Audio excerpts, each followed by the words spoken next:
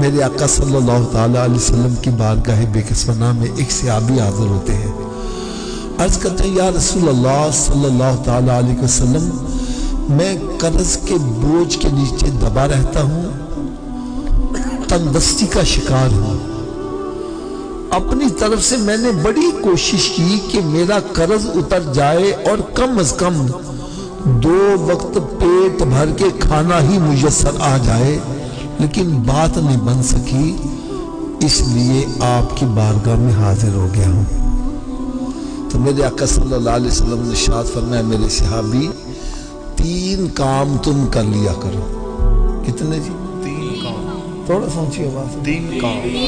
3 کام تم کر لیا کرو, تیرے گھر میں خیر و برکت کی میں ضمانت یہ دیتا ہوں. صحابہ کرام علیہم رضوان ارشاد فرماتے ہیں ہم نے اس صحابی کو بڑا تنگ دست دیکھا, لیکن جب اس نے نسخے پر عمل شروع کر دیا تو رب تعالیٰ نے اتنا نوازا کہ اب وہ مدینہ شریف کی گلیوں میں جھولیاں بھر بھر کے خیرات کرتا تھا, دولت ختم نہیں ہوتی. اچھا میں تحدیث نعمت کے طور پر اپنی بھی بات بتلا دوں. میں نے جب یہ نسخہ سنا نا تو میرے بھی حالات کچھ ایسے ہی تھے. الحمدللہ جب سے میں نے عمل کیا رب نے بڑا کرم کیا ہے. یار بالکل میں ایک اشارہ کرنے لگا ہوں. بیسیکلی میں ریلوے کے اندر ملازمت کرتا تھا, لیکن سرکار کا کرم دیکھو 3 مرتبہ حج کیا اور تقریباً 20 مرتبہ سرکار کے درپا کی حاضری نصیب ہو. اس لیے جو بھی عمل کرے گا بس اس پر بھی کرم ہو جائے گا. وہ 3 کام کون کون سے سنو. نمبر 1 فرمایا جب گھر میں داخل ہو تو گھر والوں کو سلام کر دیا کرو. اگر گھر میں کوئی نہیں تو خالی گھر کو ہی سلام کر دیا کرو. دوسرا کام فرمایا 1 مرتبہ مجھ پر بھی سلام بھیج دیا کرو. اور تیسرا کام فرمایا 1 مرتبہ سورہ اخلاص پڑھ لیا کرو. اب تینوں کام کیسے کرتے ہیں میں پریکٹیکل کر کے بتلانے لگا ہوں.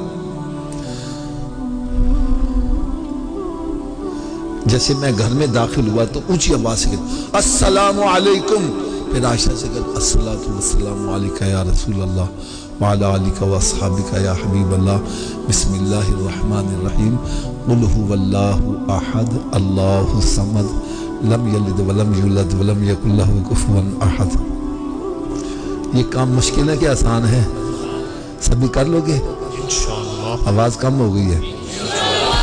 اچھا آپ سب کے دل میں شوق تو پیدا ہوا ہوگا کہ ہم کر لیں گے, لیکن آپ بھول بھی جاؤ گے. تو یاد رکھنے کا بھی نسخہ بتلا دوں.